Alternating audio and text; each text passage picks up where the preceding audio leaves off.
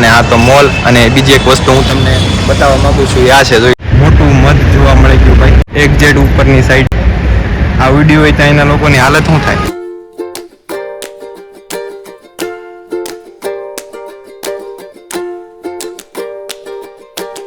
કેવી લાગી બેન તમને આ સાડી? હે તમને બેન? થઈ ગઈશ તો ફરી એક વાર તમારા દરેકનું સ્વાગત કરું છું આજના મારા બ્લોગની અંદર. તો ગાઈસ આજનો બ્લોગ આપણે થોડોક અમથો ટ્રાવેલિંગ છે, કારણ કે જોઈ લો ભાઈ આપણે સુરતના પોલારીસ મોલ ખાતે પહોંચી ગયા છીએ.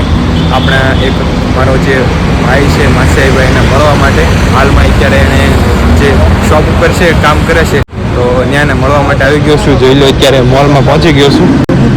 તો જોઈએ આપણે અત્યારમાં એક કોલ કરીને લોકેશન જાણી લીધું છે અને દુકાન કઈ જગ્યાએ છે એ જાણકારી મળી છે ને આપણે પહોંચી ગયા છીએ ફાઇનલી ગાઈસ. તો જો આપણે આવી ગયા છીએ ભાઈને મળવા માટે. કેમ છે બળુભાઈ? તો મારી સાથે આવ્યા છે મારો પણ, અને અમે બંને લોકો આવી ગયા છીએ. અને આ છે ભાઈનો ગલ્લો, ક્રિષ્ના પાન સેન્ટર.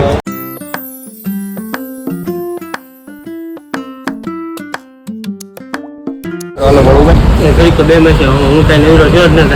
એવું છે. વેપારીને ફોન આવ્યો છે, ઘરે જવું છે. ભાઈ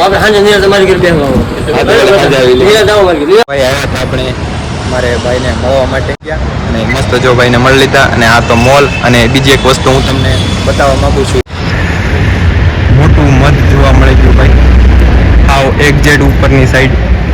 આ વિડીયો હોય ત્યાં એના લોકોની હાલત શું થાય. આ ઉપર મધ છે, જોયું તમે? કદાચ વિડીયો હોય તો અહીંના બધા લોકોને શું હાલત થાય.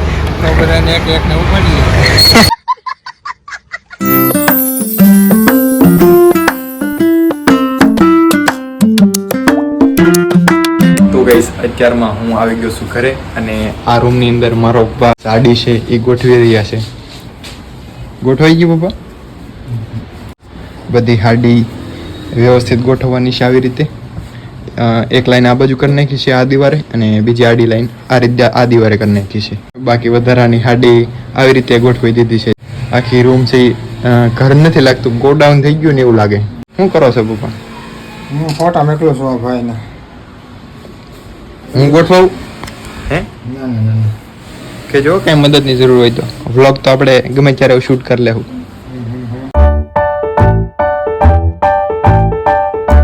તો ગાઈસ આજની સિલાઈ કામની અંદર એક નવીન પ્રકારની સાડી જોવા મળી છે ને હું તમને બતાવું. ડિઝાઇન છે ને મને ખૂબ ગમી, તો તમને લોકોને બતાવું. તમને લોકોને કેવી લાગે છે એ ખાસ કમેન્ટની અંદર જણાવી દેજો. જો હાડી કંઈક આવી છે, આ જે પ્રિન્ટેડ હાડી છે ને આની અંદર આ હંસ છે કે આપણે જે બતક છે કંઈ ખબર નથી, પણ જોઈ લો કેવા મસ્ત પક્ષી બનાવેલા છે. નદી કાંઠો છે એટલે બતક જ છે. તો જોઈ લો આમાં આવી રીતે છે. આની અંદર હાથી ચિતરેલા છે અને આની અંદર ચકલીઓ ચિતરેલી છે ને બાકી જોરદાર એકથી એક ચડિયાથી.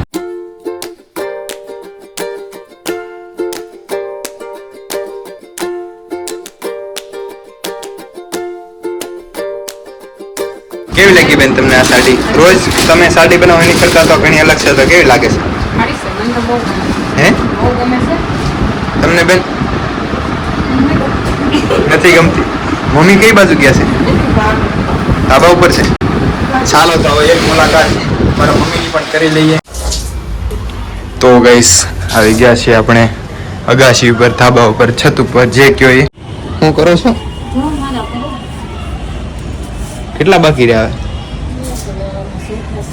તો ગાઈસ છેલ્લા ઘણા ટાઈમ બ્લોગ શૂટ કરવાનો રહી ગયો તો ગામડે જતા ત્યાં લગ્ન પ્રસંગનો એક બ્લોગ શૂટ કર્યો હતો, એ પછીનો પાછો આજ આપણે બ્લોગ શૂટ કરીએ છીએ. ડેઈલી બ્લોગ શૂટ નથી થઈ શકતો, કારણ કે ડેઈલી તમને લોકોને પણ ખબર છે રૂટીન લાઈફ થોડીક ડેઈલી બતાવવી મુશ્કેલ હોય છે. તમને કદાચ નહીં ખબર હોય, આપણે ભોળુભાઈને મળવા ગયા તો બસ એની દુકાન હતા. આજે તો એનો બીજો ગલ્લો છે ને ત્યાં ગયેલા હતા, ચા પાણી પાયા ને સોડા પાઈ ને પછી ત્યાંથી નીકળી ગયા. એમ તો એ કહેતો હતો સાંજે ઘરે આવો એમ બેહવા આવો એમ કહેતો હતો. નહીં આપણને કહેતો હતો આવજો.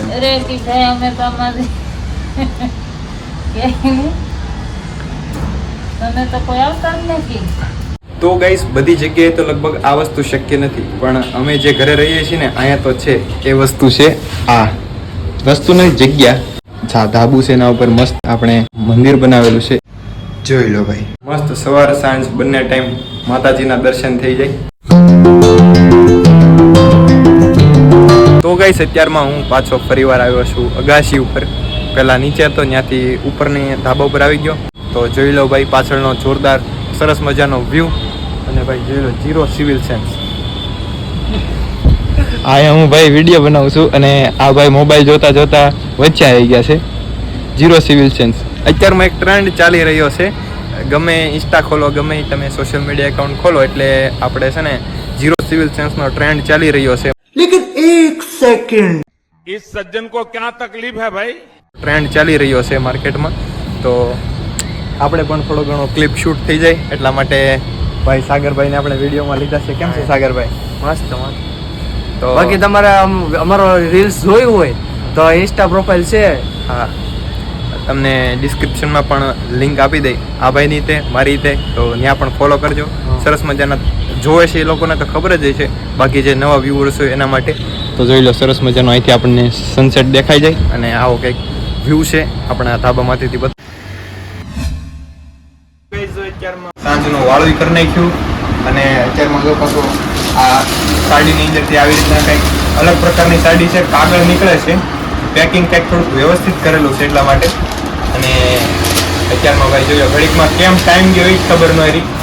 9:30 થઈ ગયા છે સાંજના. જો આ આવું કામ ચાલે છે, આ બધા કાગળને અત્યારે ભેગા કરવાનું છે. અને તો શું કેવું પપ્પા તમારું આ હાડી વિશે? કાગળ છે ને સાડીમાં બધી સાડીમાં કંઈક કાગળ નહીં રહે છે. હા, એ બધા એને ભેગો કરીને સવારમાં કચરા નાખવાનું છે. સામે કેટલા બધા કચરા કચરામાં થોડું નખાય. આનો કંઈક યુઝ થતો હોય તો કરી નખાય ને. લાઈટ કેટલા છે કાગળના બંચ બનાવેલા છે, આનો યુઝ થતો હોય તો કરી નખાય યાર, ડસ્ટબિનમાં ન નખાય. શું થાય આ બધું? કચરામાં જાય અત્યારમાં બાકી રિઝલ્ટ એમ આવો, રિઝલ્ટ એક નંબર આવે. રિઝલ્ટ તો આવે ને. હા, તમારા માથાના થોડાક વાળ દેખાઈ ગયા ને એ દેખાય. અત્યારમાં હું આવેલો હતો જમ્યા બાદ શેરીની બહાર જે મેઇન રોડ છે ત્યાં ચક્કર લગાડવા માટે. અત્યારનો માહોલ તો કાંઈ એટલું બધું ખાસ નથી, પણ આપણે બહાર એક નાનો અમથો થોડો ઘણો વ્યૂ જોવા મળી જાય. અને બાકી આપણે જમીને નીકળ્યા છીએ તો ભાઈ લોકોનો જે કાંઈ પણ આપણે કોન્ફિડન્સ છે લોકોની વચ્ચે વિડીયો ઉતારવાનો એ પણ વધી જાય, બધું કામ થઈ જાય. હવે આગળનો બ્લોગ છે આપણે પાછા સવારથી કન્ટિન્યુ કરીશું. Tata bye bye. તો ફાઇનલી આ બ્લોગને આપણે એન્ડ કરીએ. કેવો લાગ્યો ખાસ કોમેન્ટની અંદર જણાવી દેજો. લાઇક, શેર અને ખાસ સબસ્ક્રાઇબ કરવાનું ન ભૂલતા. જલ્દીથી મળીએ નવા બ્લોગની અંદર. ખાસ દરેકને મારા જય દ્વારકાધીશ, જય માતાજી.